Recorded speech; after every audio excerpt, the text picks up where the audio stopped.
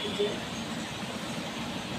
मैं छोटा सा माता जी का भजन सुनाने जा रही हूँ, अच्छा लगे तो कमेंट करिएगा और बताइएगा ये भजन आप लोगों को कैसा लगा। नमस्कार। चढ़ते कुआर हो भवानी मैया आई गईली, चढ़ते कुआर हो भवानी मैया आई गईली। के बनावे माई के माटी का मूर्तिया, बड़ी बड़ी अखिया माई के लंबी लंबी केसिया, बड़ी बड़ी मूर्तिया माई के बड़ी बड़ी केसिया, लंबी लंबी केसिया माई हो लंबी लंबी केसिया। मटिया के बघवा पर बैठल मैया जी हमारे हो भवानी मैया आई गईली, चढ़ते कुआर हो भवानी मैया आई गईली, चढ़ते कुआर हो भवानी मैया आई गईली। लाल लाल चुनरी में लागे बड़ी सुनरी, लाल लाल चुनरी में लागे बड़ा सुनरी। कलैया बिचवा खाना के चूड़िया अंगूठिया, शोभे माई के अंगुली में सोने का मुनरिया, सोने के मुनरिया हो सोने के मुनरिया। सोने के मुकुटवा चमके माई के कपार हो, सोने के मुकुटवा चमके माई के कपार हो।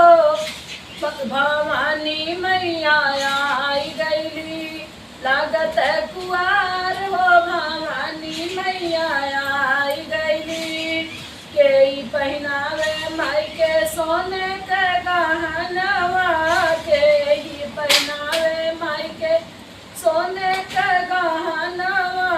के धोवेला माई के कोमल चरणवा, के धोवेला माई के कोमल चरणवा। के पहिरावे माई के अड़हुल के हार हो, भवानी मैया आई गईली, चढ़ते कुआर हो भवानी मैया आई गईली, चढ़ते कुआर हो। सोनरा पहनावे माई के सोने का गहनवा, सोनरा पहनावे माई के सोने का गहनवा। कहरा धोआवे माई के कोमल चरणवा, कहरा धोआवे माई के कोमल चरणवा। मलिया पहनावे माई के अड़हुल के हार हो, भवानी मैया आई गईली, चढ़ते कुआर हो भवानी मैया आई गईली।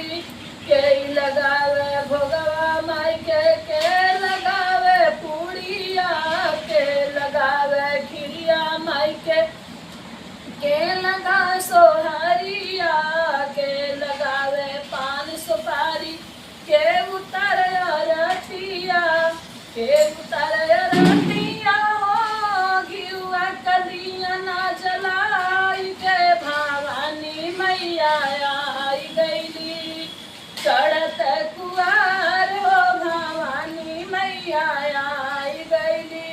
सेवका लगावे माई के खीरिया सोहरिया, सेवका लगावे माई के खीरिया सोहरिया। बरई चढ़ावे माई के पान सोपरिया, सखी सब उतारे रतिया घिउ के दिया ना जलाई के भवानी मैया आई गईली, भवानी मैया आई गईली, चढ़ते कुआर हो भवानी मैया आई गईली, चढ़ते कुआर हो। के खेला माई का भजनिया, के होली खेला माई के भजनवा, के बैठी सुनेला माई के भजनवा। मुख भर दिहली मैया हमें आशीर्वाद हो भवानी मैया आई गई हमरे दुआर हो भवानी मैया आई गईली किरण लिख बैठी मोरे मैया के भजनिया सुन आंगना में सुनब इठी शीतला मैया घरवा में देली मैया बड़ी आशीर्वाद हो भवानी मैया आई गईली अंगना